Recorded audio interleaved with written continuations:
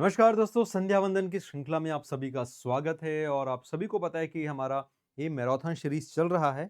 तो हमारा यूट्यूब जो है वो काफ़ी ज़्यादा एंगेज रहता है। आप सभी ने देखा होगा कि सुबह 10 बजे से लगातार 5 घंटे 6 घंटे हमारी क्लासेस, हमारी कक्षाएं संचालित होती, लगातार चलती रहती हैं। और आप सभी उसको बहुत प्यार दे रहे हैं, बहुत आभार दे रहे हैं। इसके लिए तहे दिल से धन्यवाद। उम्मीद करते हैं कि इस प्रकार से आपका प्यार बना रहेगा और ये सीरीज जो है वो चलेगी, ख़त्म तो नहीं होगी, ये चलती रहेगी। ये एक अनवरत सीरीज है जिसमें प्रत्येक रोज हम 10 मिनट में आपके साथ 5 एमसीक्यूज या और ज्यादा एमसीक्यूज या कंसेप्ट के साथ हम डील करने वाले हैं। तो चलिए, आज का पहला प्रश्न है जो कहता है, संसार अस्थिर है और क्षणिक है, यह किससे संबंधित है? बौद्ध, गीता, जैन और वेदांत। देखिए, वैसे तो संसार के बारे में सभी ने अपने अलग अलग मत दिए हैं और गीता दर्शन में भी कहीं ना कहीं इनके बारे में बहुत अच्छे से वर्णन किया गया है। लेकिन ये हूबहू कि संसार जो है वो क्षणिक है, ऐसा नहीं कि गीता में इन्होंने नहीं कहा। गीता में भी ये चीज दर्शन दिया गया था। गीता में भी इन्होंने कहा था कि भाई, आप जो है वो क्यों, किस चीज का चिंता करते हैं? जो आज है वो कल नहीं है, जो कल है वो और आगे नहीं रहेगा, है ना, वो कल किसी और का होगा। मतलब कहीं ना कहीं वो क्षणिकवाद की बात करते हैं। लेकिन एकदम प्योरिटी से जिन्होंने कहा कि भाई क्षणिकवाद प्रॉपर उस दर्शन का नाम है ना, जिस दर्शन को वो व्याख्या करता है वो दर्शन होता है बौद्ध दर्शन। यानी कि इन्होंने सीधा सीधा कहा है कि संसार अस्थिर और क्षणिक है। ठीक है। इसका मतलब अगर प्रश्न आता है कि सर क्षणिकवाद किस एक दर्शन की प्रमुख अवधारणा है, तो आप सीधा बोलिएगा बौद्ध धर्म है। इनका कहना है, जैसे मान लेते हैं कि उदाहरण देते हैं, इनके जो बहुत सारे स्कॉलर्स हुए हैं, बहुत सारे इनके रिसर्चर हुए, उन लोगों ने अपने अपने मत दिए हैं। मत इस प्रकार से दिए हैं, जैसे उदाहरण के तौर पे ये पानी बह रहा है और ये पानी जब बह रहा है तो भाई यहाँ पर पानी की धारा अलग है, यहाँ पर पानी की धारा अलग है। एक और जो बहुत कॉमन मत है वो होता है लॉ। मतलब संसार जो है ये लॉ के जैसा है। ये ज्वाला जो होती है ना, ये ज्वाला, ये कभी भी स्थिर नहीं होती। कभी ज्वाला को आपने स्थिर देखा है? ये पॉसिबल नहीं है। ये कभी स्थिर नहीं हो सकती। कई बार ऐसा प्रश्न आ सकता है ना कि लॉ की तुलना किस चीज के लिए किया गया है या किन्होंने किया है? तो आप बताना, गौतम बुद्ध ने ये चीज किया है। ठीक है, किन्होंने किया है? भगवान गौतम बुद्ध ने किया है। तो ये हो जाएगा आपका, ये आपका ऑप्शन नंबर ए। ठीक।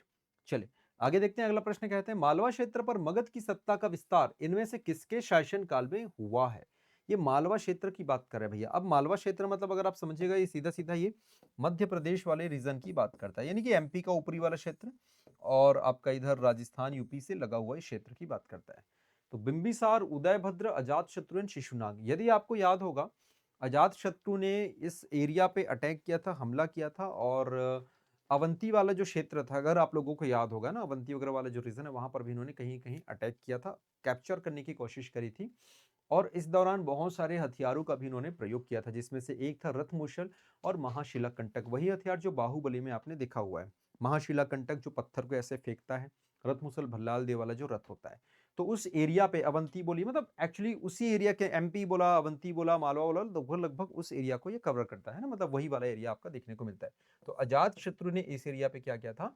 अटैक किया था। ठीक है ना। तो अजात शत्रु ने उस एरिया को कैप्चर किया था। ये चीज आप लोग याद रखना। ठीक है।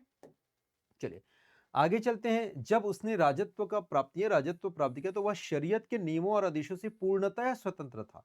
यह कथन किस सुल्तान के लिए कहा गया है?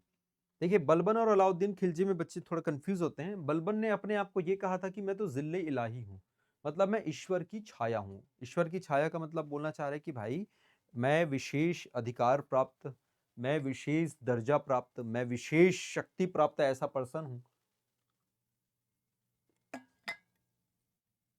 जिसने इस संसार के लोगों को रूल करने के लिए, संसार के लोगों पर रूल करने के लिए आया है।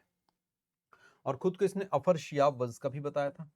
कहा था कि भैया मैं अफर शियाब डायनेस्टी से हूं।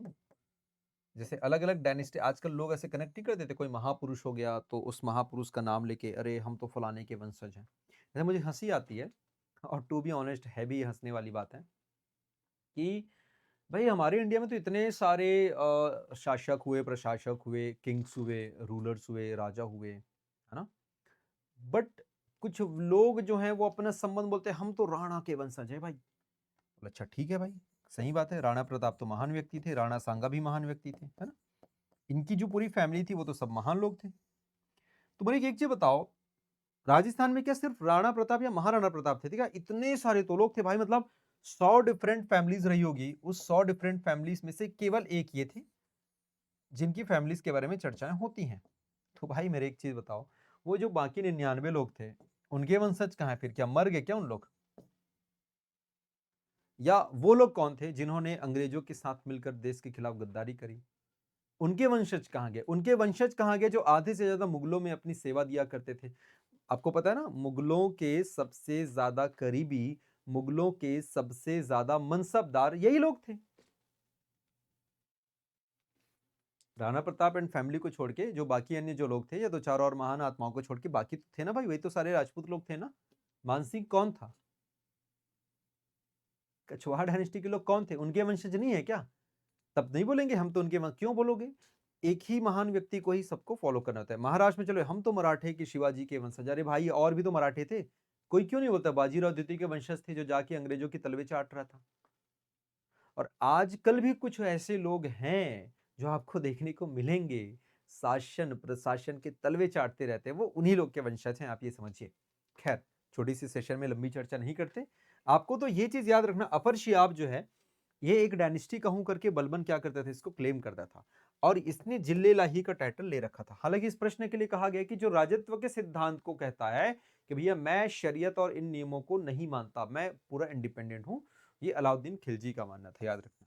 ये सिकंदर ए सानी का मानना था। किसका मानना था? सिकंदर ए सानी, द्वितीय सिकंदर इन्होंने कहा है। और बहुत सारे लोगों को लगता है कि भैया सिकंदर जैसी इतनी भारी भरकम उपाधि, इतनी बड़ी पदवी इन्होंने क्यों ली थी? उसके पीछे का भी लॉजिक था, उसके पीछे भी एक कारण था। यही एक पहला दिल्ली सल्तनत का सुल्तान था जिसने दक्षिण तक पूरा अटैक किया हुआ था, दक्षिण पूरा मदुरई तक गया था भाई ये, और विवश किया था वहां के रूलर्स को कि भैया तुम हमको पैसा दो, नहीं तो हम तुमको निपटाएंगे करके। क्योंकि इन्होंने भी जो समुद्रगुप्त ने जो नीति फॉलो करी थी, सेम नीति। क्वेश्चन आता है दक्षिण भारत का वह कौन सा, या सॉरी भारत का वो कौन सा सुल्तान था जो दक्षिण में समुद्रगुप्त वाली नीति को अपनाया था? प्रश्न आता है, तो आप बताना सर ये अलाउद्दीन खिलजी था। इसने औरंगजेब की तरह नहीं किया। औरंगजेब भी दक्कन, पूरी जिंदगी में दक्कन पे रहता है, बट वो फेल क्यों हो जाता है? फेल इन द सेंस वो सिर्फ साउथ तक रहता है कुछ समय तक, वापस जब जाता है तो पूरा निपट जाता है। उसके पीछे का लॉजिक है कि पूरा ध्यान खुद ही वहां पर केंद्रित करता है, बोलते कि मैं वहां पर रूल करूंगा। खिलजी ने ऐसा नहीं किया। खिलजी ने मलिक कफूर को भेजा और कहा कि भाई तू एक काम कर, साउथ को तू देख, बढ़िया सा संभाल, लीड कर, वहां से टैक्स वैक्स खरीद, ऊपर को मैं संभालता हूँ, मेन रूल तो ऊपर है ना। मलिक कफूर को तो बस भेज दिया गया था कि भैया तुम वहां पर देखो, अपना काम राज संभालो, बढ़िया सा जो भी टैक्स आता है वो मुझे दो, क्योंकि मलिक कफूर उसका क्या था, विश्वास पात्र था। इवन इसने सिकंदर सानी, मतलब ये अलाउद्दीन खिलजी ने मंगोलों को बहुत हद तक क्या किया, पराजित किया। और डेफिनेटली उसके बाद से मंगोल आक्रमण भी थोड़े से कम हुए थे, फिर आगे चल के तैमूर लंग के समय होते हैं, इसलिए इसको सिकंदर सानी की उपाधि दी गई है या दिया जाता है। ठीक है, चलो अगला प्रश्न है। यहाँ पर डायनेस्टीज दिया है, राजवंश दिया, और इनकी राजधानी यहाँ पर दी गई जिसको अपने को मैच करना है। पल्लव वंश की यहाँ पर हम बात करते हैं, पल्लव, पांड्य, यादव और काकतीय। पल्लव वंश की अगर मैं बात करता हूँ तो पल्लव डायनेस्टी के अगर आप देखिए राजधानी यहाँ पर, तो क्या हो जाएगा, पल्लवों का कांचीपुरम, यानी एकट्टू। एकट्टू कहाँ पर है सर? यहाँ पर है, इसको हटा दो। अरे यहाँ पर भी, अरे यहाँ पर भी है, तो गड़बड़ है। पांड्य का क्या था? मदुरई, अभी बताए थे थोड़ी पहले, यानी कि 2 का 3, सॉरी बी का 3, बी का 3 इधर है, बाकी है कि नहीं देखते। यादवों का क्या हो जाएगा? देवगिरी, ये भी बिल्कुल सही।